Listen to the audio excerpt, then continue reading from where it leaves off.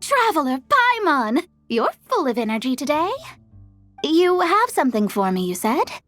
Is it some quick and easy way to make Mora by any chance? Well, actually, it's some kind of task from your master. Yeah, that's a hard no. But I guess I don't have a choice, huh? An enterprising spirit is important and all that. I just know it's going to be torture, though. I know that old hag all too well. Why don't you just take a look first? Huh. This book doesn't seem so special to me. Whoa! Letters just fell out of it. Oh, maybe she's trying to reconcile with you? No idea. Either way, it looks like I'm supposed to open these 3 letters in order. Well, let's start with the first one. If this is her task, it should be okay for us all to read. Come on, let's see what this is about. Oh, how long it's been, my student. I'm afraid to report that getting up and about is becoming harder and harder these days. Oh, the sympathy card. She could have tried to make it sound a bit more genuine at least. Remember when I would chase you and you would run for dear life, trying to use that hydro phantom of yours to distract me? Oh, seems like it was just yesterday. Now you're off on your own, and I laze the days away in my rocking chair. I really should get some exercise again. Well, then get it some other way, you old hag. Now, I'm sure you're curious as to the purpose of this letter. And to that, I say this. If you want to learn how to predict the fate of an entire kingdom, or even the entire world, head to Sumeru and search for the gate to an underground kingdom. Once there, open the second letter. Huh. But she knows how to lure people in, that's for sure.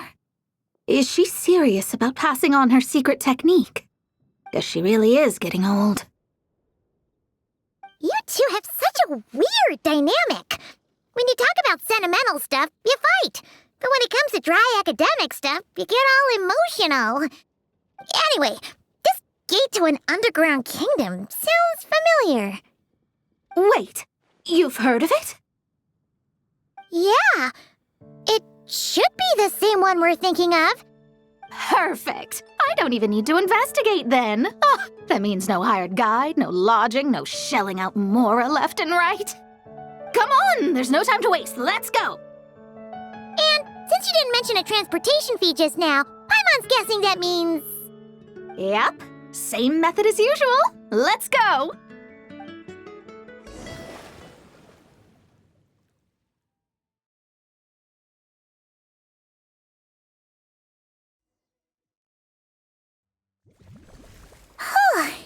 This brings back memories of summertime. It's actually kind of refreshing. So, this is the gate to the ancient kingdom of Conria. I'm sure a lot of secrets and tragedies lie behind it. Well, let's open the second letter. Let me see here. Yep, it's this one. As the ancient Sumeru saying goes, rote knowledge bears no fruit until it is watered with the showers of wisdom. With that in mind, there is a phenomenon in this land known as the Sign of Apausha. It is a celestial mark that burns in response to an all too ardent desire for the truth. in that sense. Perhaps it's more fitting to call it a sign of truth instead. The records of this ancient kingdom state there are several large subterranean lakes in Conria, clear and calm as mirrors, whose surfaces reflect the true stars. This is because the sign of truth created in the water is able to bypass the false sky and connect to the outer universe. I had no idea. I had no idea.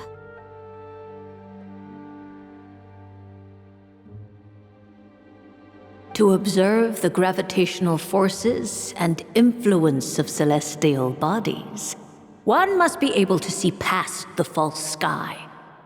Only by obtaining these cosmic parameters can one predict the fate of this world. Now, my task for you is as follows. Open a sign of truth in front of the gate to Conria. The rest is a bunch of stuff about the ceremony the old hag came up with to summon this thing. Yeah, all these planetary trajectories and runes. Paimon's not even gonna try to make sense of it. So, what do you say, Mona? Are you gonna attempt it? Well, I hate to admit it, but it looks like the parameters she came up with could work. Frankly, this prospect is quite exciting, and heading back now will just cost me another night of lodging, so no better time than the present. Emissaries of the enduring stars, wanderers over ecliptic and equatorial plains, radiant celestial brethren. Traverse the twisted paths of the cavernous void. I, Mona Magistus the astrologist, invoke the power of Hydro to balance the scales.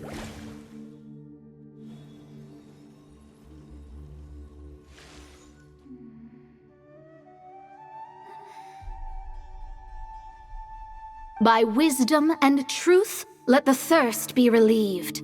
I, Mona Magistus, the astrologist, summon you, O stars, to stand before me! Did it work? Ah! Monsters! No dice. The sign of truth only opened long enough for the monsters to slip through. Darn it. I didn't get a glimpse of the real stars at all. Whatever. I'll just take it out on you! Well, the ceremony failed, but the old hag's new theory seems workable. I have a better grasp of hydromancy now, and the perfect test subjects to test it on. Fate is upon you!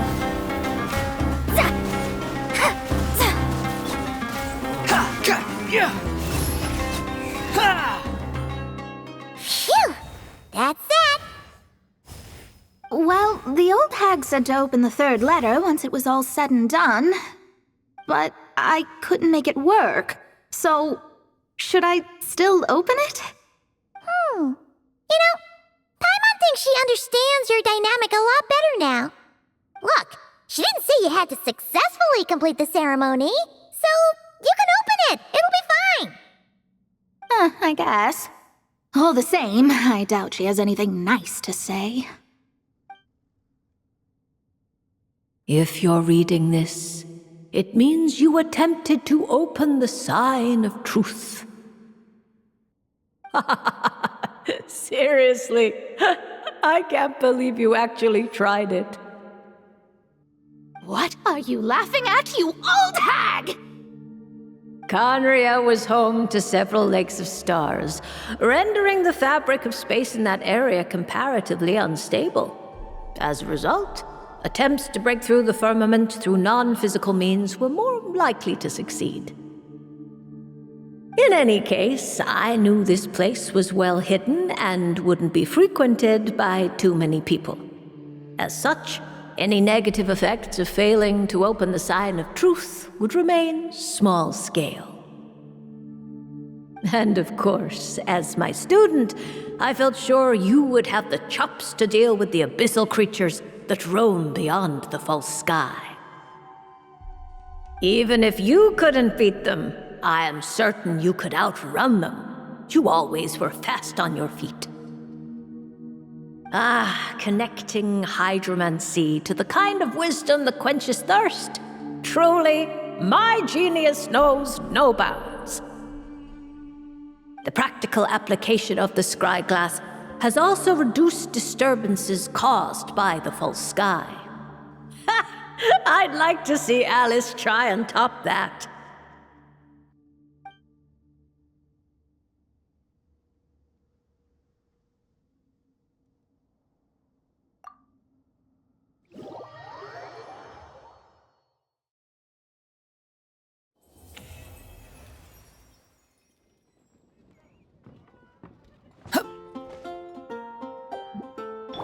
Shower me with praise!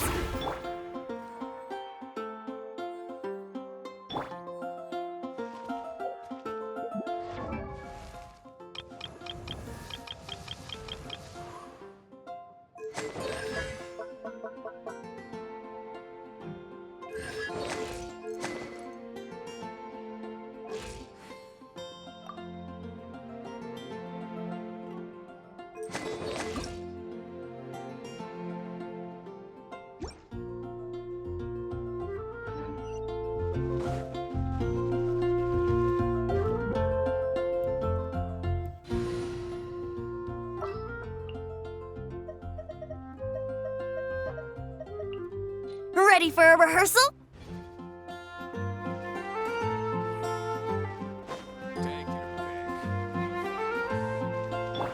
Smash and grab!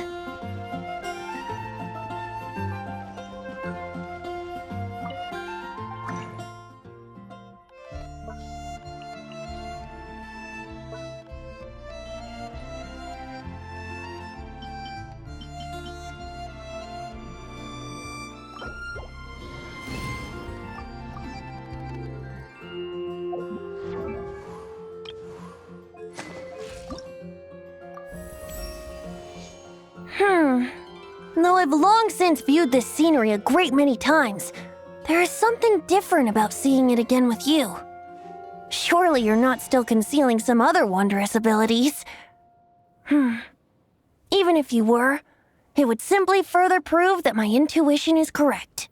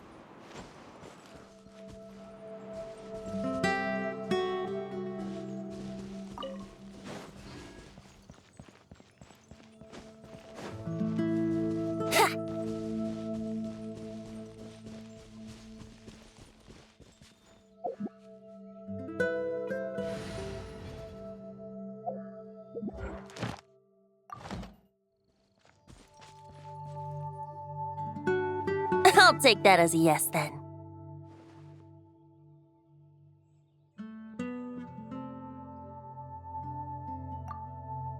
Ah, finally, you're here! Do you have a message for me from someone by any chance?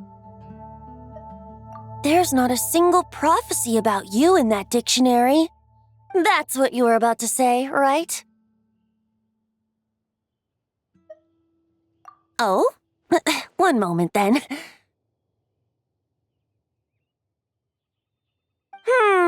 Your curiosity seems as strong as ever, Barbeloth. Alas, my future will have to remain absent from your dictionary. The wind may be happy to let dandelions trace its form and have poets sing it into verse, but to be contained is hardly its nature. So, dear Barbeloth, please do set your pen down. Words heard on the wind are not meant to be recorded on the page. If you're truly interested in this legend, allow me to fashion it into a poem. I'll be sure to share it with you ladies at our next tea party. Barbeloth has always been a reasonable person, and I believe she heard my request.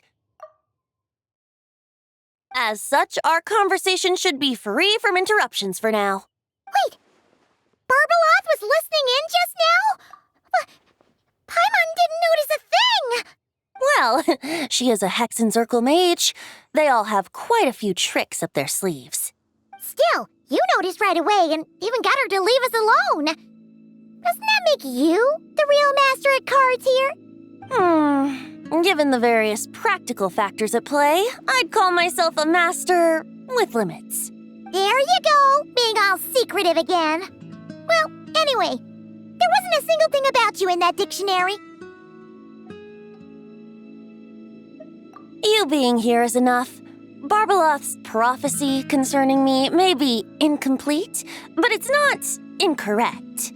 There's something I need to do, and I could indeed use your help. Trusty as always. In that case, could you play a song with me later? Yep, that's all. But don't worry, this isn't a performance to decide the fate of some consequential event. It's just a duet between friends. The last time I played this song, the howling gale was my sole audience, and the notes scattered in all directions, leaving only fragments of the melody behind. But now, with a friend like you by my side, why should the wind alone bear witness to this music? Besides, I think my hands will be just that much steadier, playing alongside a trusty friend like you. That's all I ask. Now, let's head to the performance venue. If we follow the breeze, we'll be there in no time. All right, let's get going. Just relax and let the wind lead the way.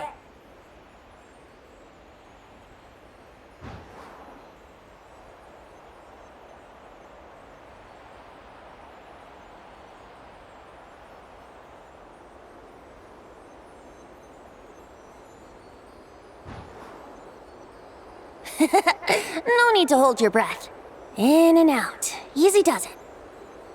I let the birds know we would be coming, so we won't run into them.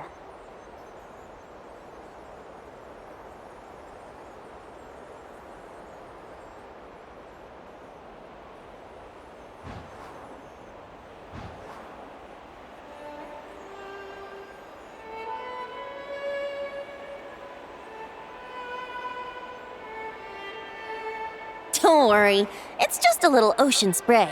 You won't get soaked. Ah, the delightful sea breeze. Go on, breathe it in.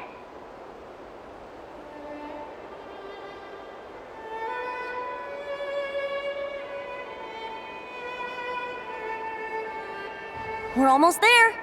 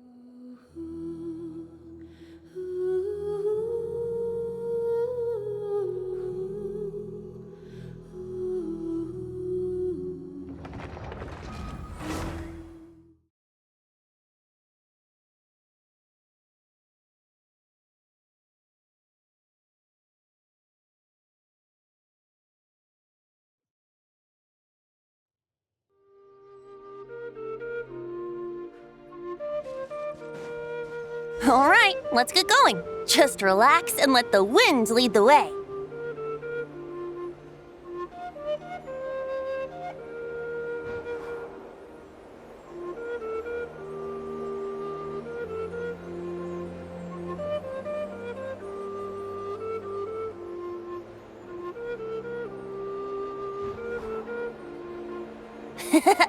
No need to hold your breath. In and out. Easy does it. I let the birds know we would be coming, so we won't run into them.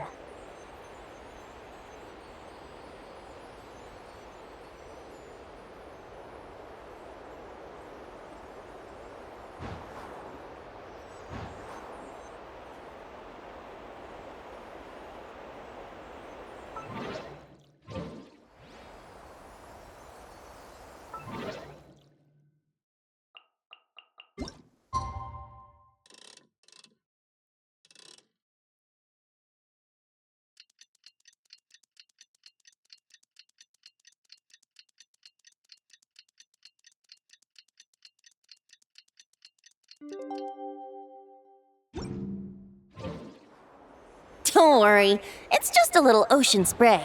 You won't get soaked. Ah, the delightful sea breeze. Go on, breathe it in.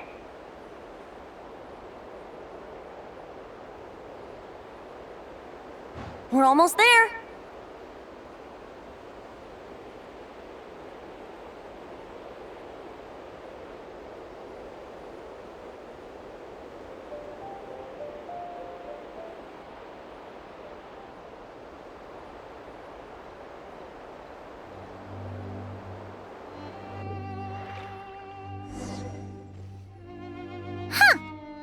This island looks kinda familiar.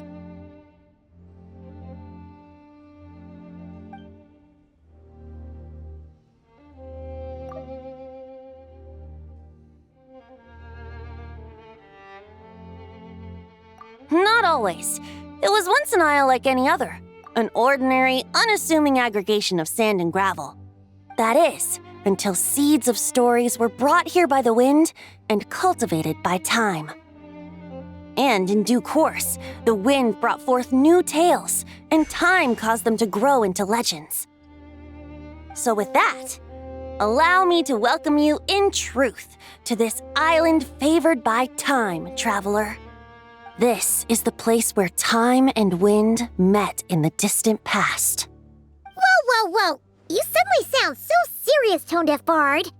Paimon's not sure she's following this conversation anymore either. Fret not, dear Paimon. The best stories always start with a bit of suspense and intrigue. I told you about this before, remember? About how I encountered time at the Thousand Winds Temple and received some help? Well, it was because of time's help that those first winds of freedom were able to blow so strongly. But forceful gales like that are most suited to wiping things clean, not helping things grow. So, after a few crises in Mondstadt were resolved, I made the winds gentler. Just strong enough to bolster the people in times of need without knocking them off their feet.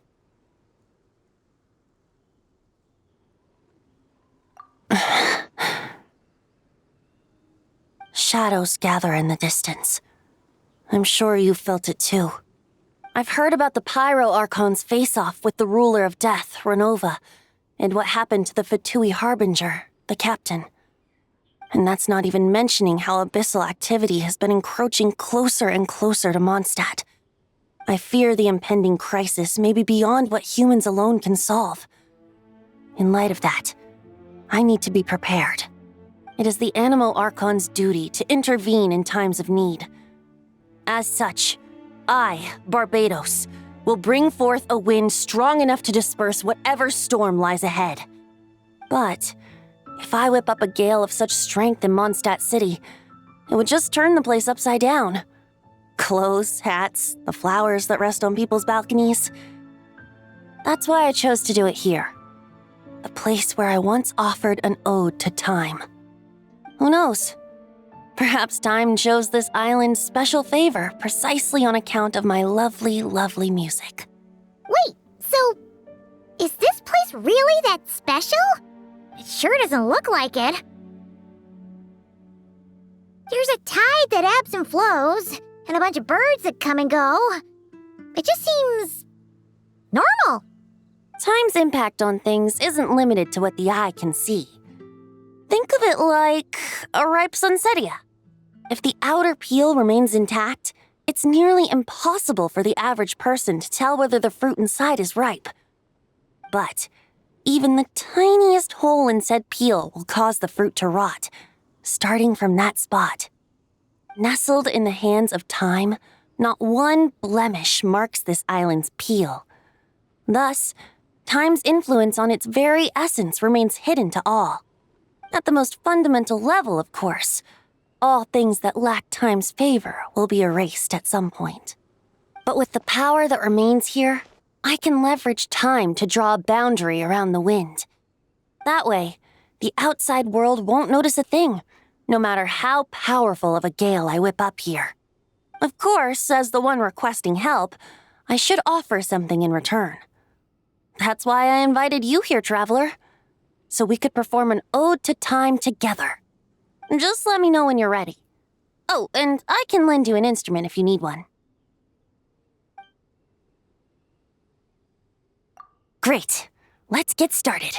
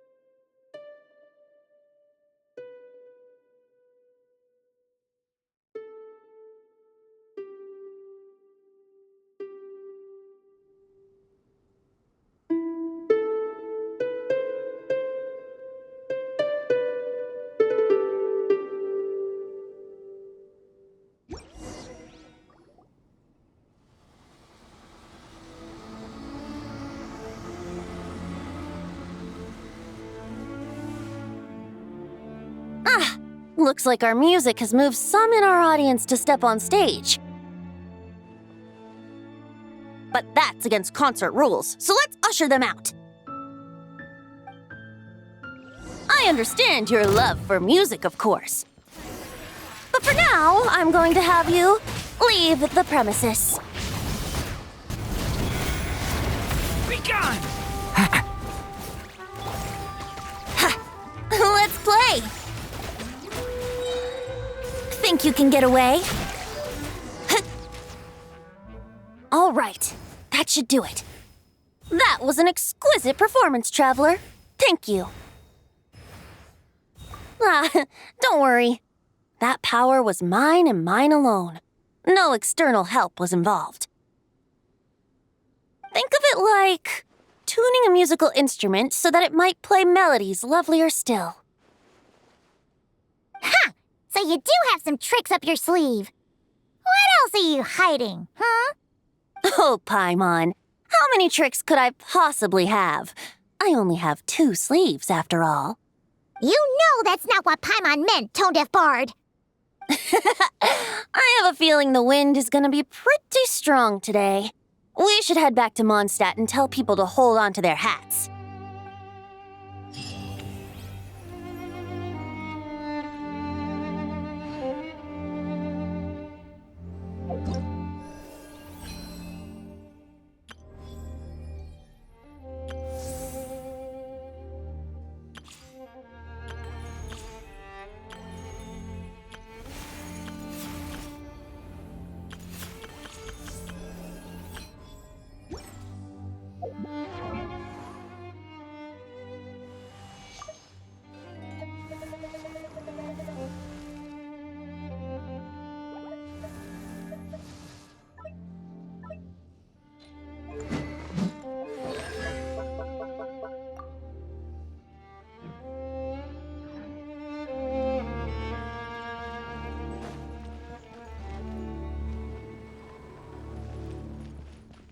Here we go.